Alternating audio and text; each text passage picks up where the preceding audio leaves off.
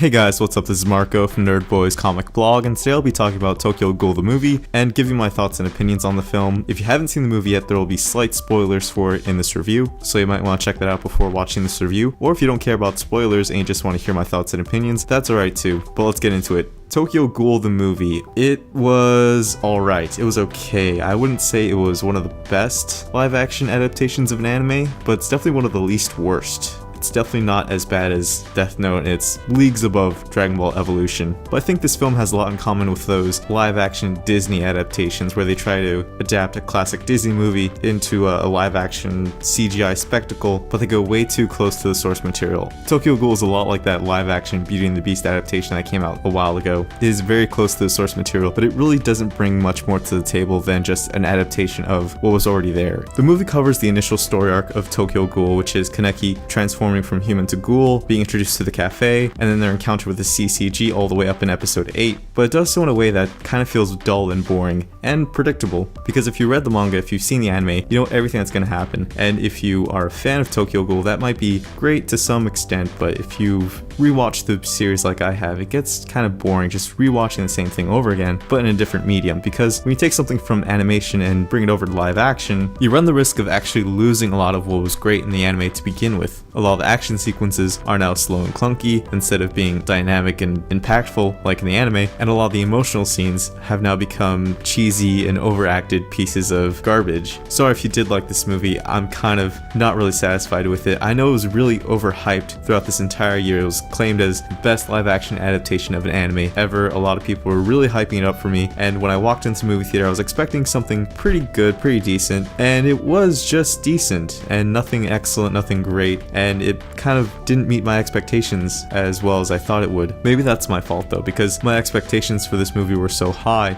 or maybe it was just the audience that I was watching it with. I don't like using buzzwords. I don't like using words that have been overplayed and overused so much that they lose meaning, but I'm going to use this word. Both the movie and audience I was watching the movie with were very cringy. And by that, I mean there were a bunch of 12-year-olds Naruto running throughout the aisles in the movie theater, and they were quoting the movie while it was playing. They were saying lines in Japanese and quoting the movie in Japanese. It was one of the most awkward, uncomfortable movie experiences I've ever had in my life, and I was just amazed at how cringy this experience was. And that might have been what really ruined the movie for me. It might have been just this experience sitting in a movie theater full of people who really couldn't act like people, and that might have been what ruined this movie for me. Because on the surface level, this is a very good and faithful adaptation of Tokyo Ghoul, and it leaves very little out as far as the plot is concerned, and the acting, while it may be really cheesy and over the top, is very sufficient for what it is. It's a live action anime adaptation. What more do you really want?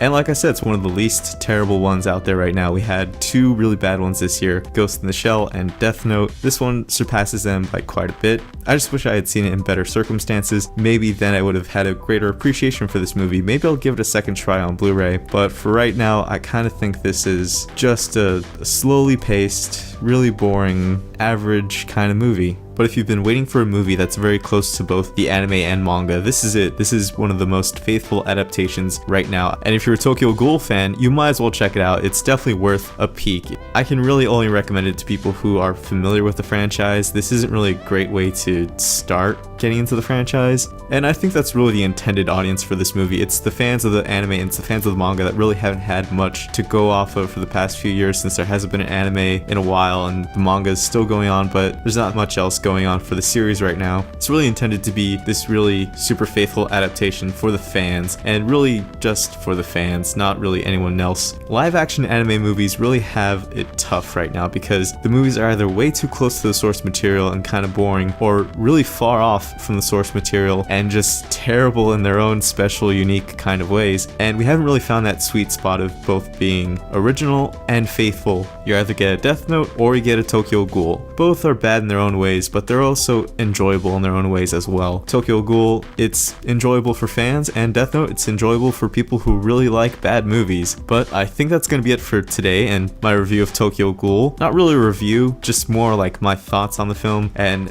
what I was thinking about when watching the movie. If you enjoyed this video, you can always leave a like, comment, share, and subscribe. I'm Marco from Nerd Boys Comic Blog, and I'll see you guys next time.